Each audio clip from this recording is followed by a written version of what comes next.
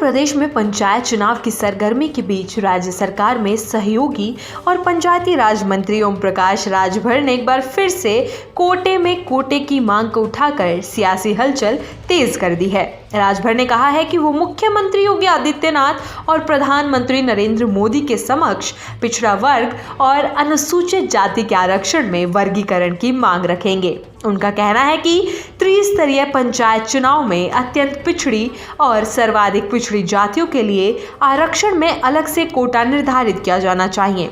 राजभर का तर्क है कि मौजूदा आरक्षण व्यवस्था का लाभ कुछ सीमित और प्रभावशाली जातियों तक सिमट कर रह गया है। उन्होंने कहा कि प्रदेश की बड़ी संख्या में ऐसी जातियां हैं जिन्हें आज तक आरक्षण का समुचित लाभ नहीं मिला है। उन्होंने इसे सामाजिक न्याय का सवाल बताते हुए कहा कि अगर समय रहते उपवर्गीकरण नहीं किया गया तो वंचित वर्गों के साथ अन्याय होगा। पंचायती राज मंत्री ने स्पष्ट किया कि इस मुद्दे को लेकर वे जल्द ही विधानमंडल में प्रस्ताव लाने की मांग करेंगे ताकि कोटे में कोटे की व्यवस्था को कानूनी रूप दिया जा सके। उनके मुताबिक इस प्रक्रिया के लिए एक विधायी पहल की आवश्यकता होगी जिससे आरक्षण के लाभ को संतुलित और न्यायोचित तरीके से वितरित किया जा सके।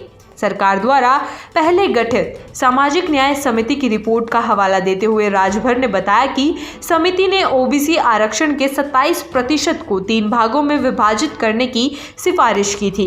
इस रिपोर्ट में 7% कोटा पिछड़ी जातियों के लिए, 9% कोटा अति पिछड़ी जातियों के लिए और 11% कोटा सर्वाधिक पिछड़ी जातियों के लिए प्रस्तावित किया गया था। समिति ने इन वर्गों में 16, 32 और 57 जातियों को शामिल किया है।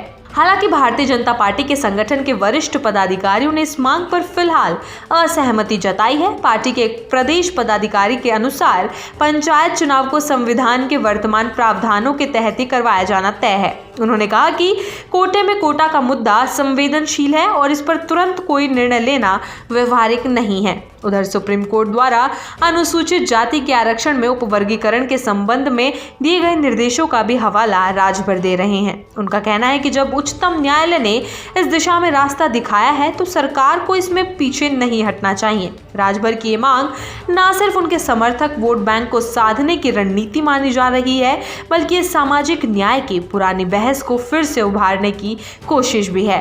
अब देखना ये होगा कि भाजपा नेतृत्व इस संवेदनशील लेकिन अहम मांग पर क्या रुख अपनाता है और पंचायत चुनाव से ठीक पहले इस मुद्दे पर क्या कोई ठोस निर्णय सामने आता है या नहीं।